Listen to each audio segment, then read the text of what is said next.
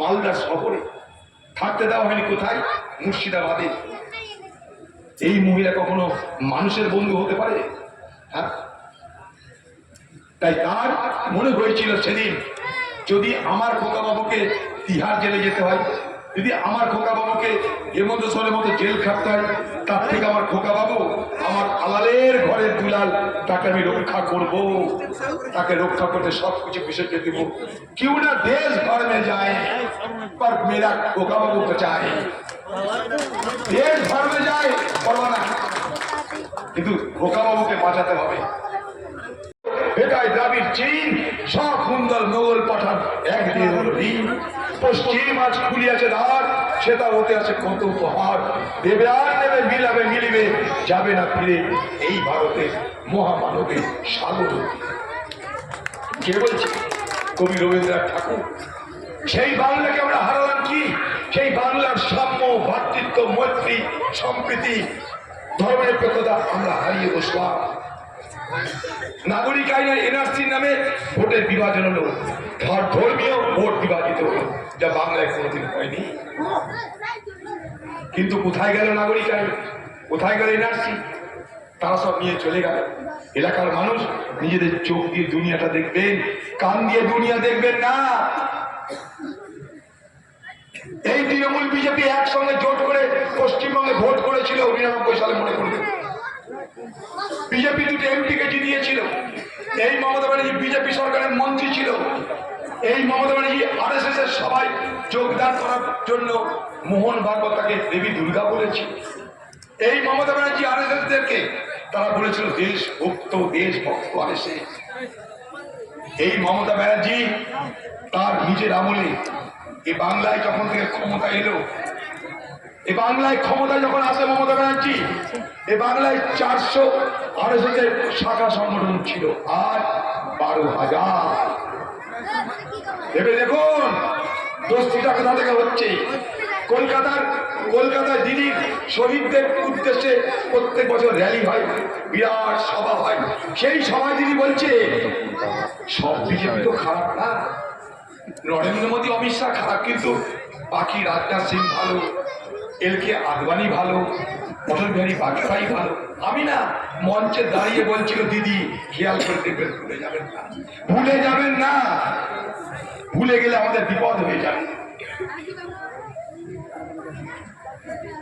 আপনাদের চরিত্র ধরা পড়ে গেছে। আসন ভাগাভাগি করে নিল গতবার, কোথাও বিজেপির করে কিছু করে নিল না। এখানে পঞ্চায়েত ভোট হয়েছে, বিজেপির উপরে হামলা হয়েছে, বিজেপির উপরে হামলা হয়েছে না, যত হামলা কংগ্রেস আর বামের উপর। খেয়াল করে দেখবেন। আমি তাই বলেছিলাম বিজেপি আর টিএমসির মধ্যে ফারাক যেন মানুষ না করে। বিজেপিকে ভোট দেওয়া যায়, টিএমসি কেও ভোট দেওয়া যায়। তাই যদি কেউ টিএমসি কে ভোট না দেয়, তার মানে বিজেপিকে ভোট দেওয়া। আবার বিজেপিকে যদি আপনাদের ভোট দিতে হয়, তার মানে টিএমসি কে। বিজেপিকে ভোট দেওয়া মানে টিএমসি কে ভোট দেওয়া, টিএমসি কে ভোট দেওয়া মানে বিজেপিকে ভোট দেওয়া। আপনারা পয়সা করে। উল্টো দিকে কারা আছে? উল্টো দিকে আছে ধর্মনিরপেক্ষ গণতান্ত্রিক শক্তি, বাম কংগ্রেসের চোখ। আপনারা ঠিক করে কি করবেন? টিএমসি কে ভোট দেওয়া মানে বিজেপি কে ভোট দেওয়া। আবার বলছি, বিজেপি কে ভোট দেওয়া মানে টিএমসি কে ভোট দেওয়া। আবার বলছি, উল্টো দিকে ধর্মনিরপেক্ষ এবং গণতান্ত্রিক শক্তির নাম বাম কংগ্রেস জোট।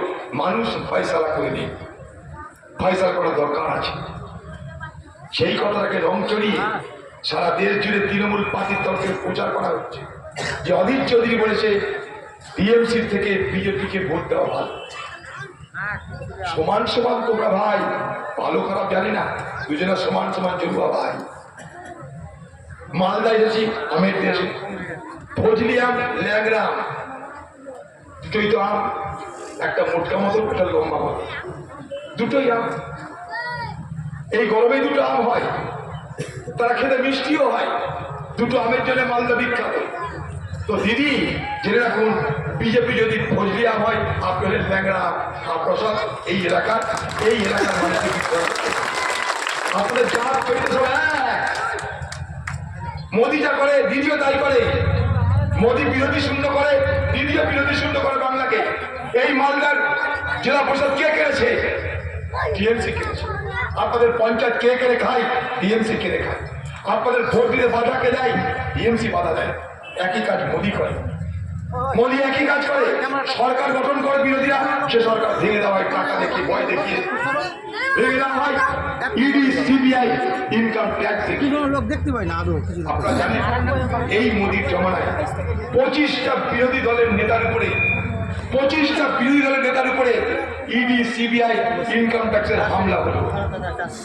আর সেই 25টা বিপক্ষ দলের নেতা, তাদেরকে মোদীর টার্গেট করলো, তাদেরকে বিব্রত করলো, তাদেরকে বিপদে ফেলবে। 25টা বিরোধী দলের নেতা যখন তারা বিজেপিতে যোগদান করে ফেললো ভয়ে ভক্তিতে, তারপর থেকে তাদের বিরুদ্ধে কোনো কেস হলো না। আজকে বিজেপির পার্টিটার নাম হয়ে গেছে ওয়াশিং মেশিন। যত অপরাধী করুন বিজেপি। শকুনের সাপে গরু মরে না, শকুনের সাপে গরু মরে না। আজকের দিনে আপনাদেরকে দায়িত্ব নিয়ে বলে গেলাম, ইন্ডিয়া জোট ভারতবর্ষে হু হু করে এগোচ্ছে, ঝড়ের গতিতে এগোচ্ছে। মিলিয়ে নেবেন আমার কথা। সার্ভে বলছে, সার্ভে মোদী যখন ভোট শুরু করেছিল আজকের তারিখে, এর মধ্যেই মোদীর হাত থেকে 100 আসন বেরিয়ে গেছে। আমি না, সার্ভে বলছি। দিদি হচ্ছে খুব বড় হাওয়া মোড়ো। ভোটের বাজারে হাওয়া মোড়কের নাম দিদি ভাই আমাদের। 2011 সালে বুঝেছিল যে পশ্চিমবঙ্গ থেকে বামফ্রন্টকে বিতাড়িত করতে কংগ্রেসের সাহায্য দরকার। হাওয়া মোড়ো বুঝে কংগ্রেসের সঙ্গে হাতে হাত মিলিয়েছে দিদি। হাওয়া মোড়ো। এখন আবার দিদি কি বলছে? মালদা এসে, মুর্শিদাবাদ এসে তার সুর পাল্টে গেছে। এখন বলছে ভোটের পর আমি ইন্ডিয়া জোটের সঙ্গে থাকবো। তার মানেটা কি? ভোটের পর ইন্ডিয়া জোট সরকার করছে, তাই হাওয়া মোড়ক আগে থেকে বুঝে নিয়েছে। হাওয়া মোড়ক বুঝে নিয়েছে, গতি নাই। এই রাহুল গান্ধীকে তার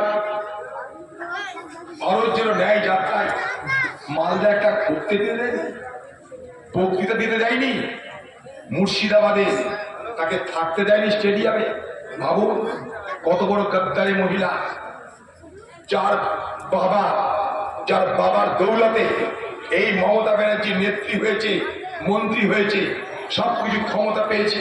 যে সোনিয়া গান্ধীর দয়াতে সে বাংলার মুখ্যমন্ত্রী হয়েছে, সেই পরিবারের ছেলেকে মালদা একটা সভা করতে দেওয়ার অনুমতি দেয়নি, মুর্শিদাবাদে রাত্রে থাকবার অনুমতি দেয়নি। ভাবুন যে তার নিজের জীবনের সব থেকে উপকারী পরিবারে রাহুল গান্ধীর মতো একজন নেতাকে, আরে ভালো না লাগলেও আমরা থাকতে দিই। মালদার মানুষ, মুর্শিদাবাদের মানুষ, আমাদের অভাব থাকতে পারে, আমাদের অনেক কিছু ছিল, অনেক কিছু হারিয়ে গেছে, কিন্তু আমাদের কি হারায়নি জানেন? আমাদের যেটা হারিয়েছে এটা হলো মেহমানি করার চরিত্র হারায়। মেহমানি করার সংস্কৃতি হারায়নি। আমাদের ঘর গরিব হতে পারে, আপনি যান, ছেলেটা হয়তো দুবেলা ভালো করে খেতে পায় না, জবাই করে দেবে মুরগি, আপনাকে খাওয়াবে, মুরগা জবাই করে খাওয়াতে লেগে যাবে। হ্যাঁ, এটাই আমাদের মেহমান। সেই বাংলায় রাহুল গান্ধীকে বক্তৃতা দিতে দেওয়া হয়নি কোথায়? মালদা শহরে। থাকতে দেওয়া হয়নি কোথায়? মুর্শিদাবাদে। এই মহিলা কখনো মানুষের বন্ধু হতে পারে? হ্যাঁ, তাই তার মনে হয়েছিল সেদিন, যদি আমার খোকা বাবুকে তিহার জেলে যেতে হয়, যদি আমার খোকা বাবুকে হেমন্ত সোরেনের মতো জেল খাটতে হয়, তার থেকে আমার খোকা বাবু, আমার আলালের ঘরের দুলাল, তাকে আমি রক্ষা করব, তাকে রক্ষা করতে সবকিছু বিসর্জন দেব। क्यों ना देश भर में जाए पर मेरा खोका बाबू बचाए। देश भर में जाए परवा না, কিন্তু খোকা বাবুকে বাঁচাতে হবে। এই খোকা বাবু কালকে না প্রচুর শামসিতে এসেছে। শামসিতে এসে আবার বলেছি, আমি নাকি বলেছি তৃণমূলকে ভোটটা দিয়ে বিজেপিকে ভোট দিই। আমি যা বলেছি গোটা বক্তব্যটা ভিডিও করা আছে, অবশ্যই বলেছি। কি বলেছি? তৃণমূলকে ভোট দেওয়াও যা, বিজেপিকে ভোট দেওয়াও তাই। তৃণমূলের বিজেপি সমান সমান, জরুয়া ভাই।